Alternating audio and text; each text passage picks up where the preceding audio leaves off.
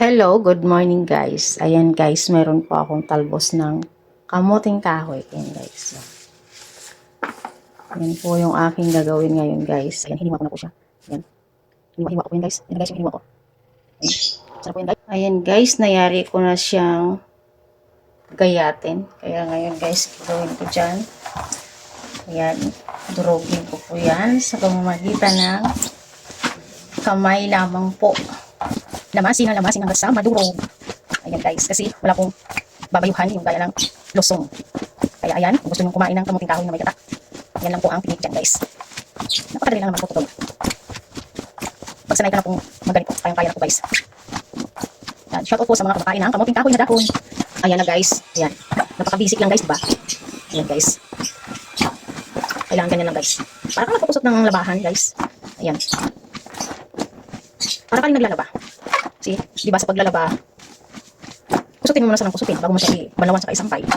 Ang ganito din nangyayari dito sa kamuting kahoy guys. Tsagaan lang talaga guys sa pag lamas-lamas. Ayun guys. Ayan guys, tapos ko na siyang kusut-kusutin. Kaya ready to cook na yan guys. A few moments later. Ayan guys, meron po akong unang gata.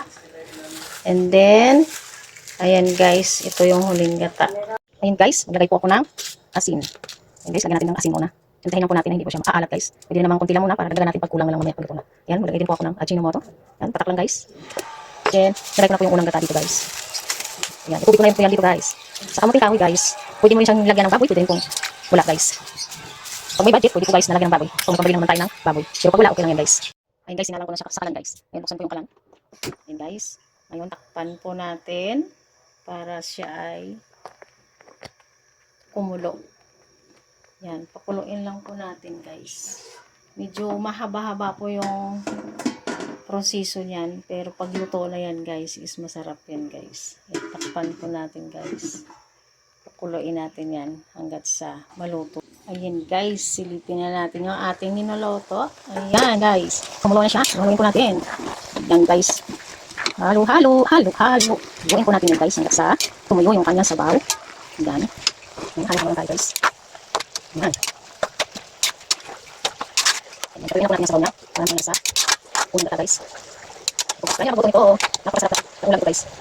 Ayan. Ito na siya, kaya dagdag ko natin ng asin pa. Ayan guys, sabihin natin. Ayan, kaya pa guys. Wala natin na yung unang tiga ng gata. Ayan guys. Pan po muna natin ulit. Hintayin natin tumuyo ang kanyang sabaw. Ayan guys, tuyo na po yung sabaw. Ayan.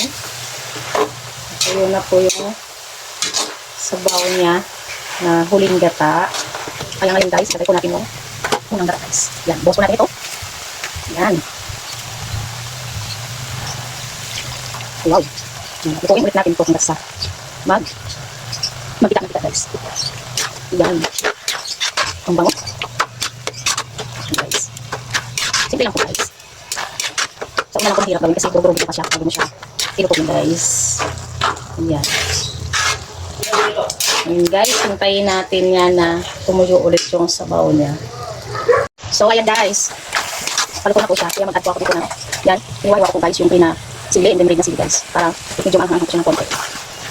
Nag-add pala ako din guys ng 4 cloves para mas lalong lumasak yun guys. Ayan guys. Oh, napakasarap na amoy. Sarap na kumain guys.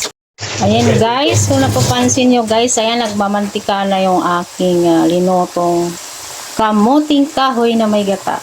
Ayan guys, katakam-takam na siyang kainin guys. So ayan, malapit na siyang maluto. Patuyo-tuyuin lang po natin siya. Ayan guys, sabit na akong kumain. Nagugutom na ako sa amoy. Ayan guys, pwede na yan. Lutong-luto na po yan. Ay siya nga pala guys, yung nilagay ko pong gata dito is 2 nyug po yung aking pinapiga guys. Nagpabili po ako ng yung piga na para hindi po mahirap mag-piga-piga. Ayan guys, 2 nyug po yung ginamit dyan. Kaya lang pinagmamagta ako. Sobrang guys, masarap guys. Ayan, pwede po natin kainin, pwede po natin siyang ihain. At pagsalusaluhan, ayan guys. Ayan guys, luto na. Tara, Kain na po tayo. Maghain na po ako. Thank you for watching guys. God bless po sa atin lahat. Bye bye po.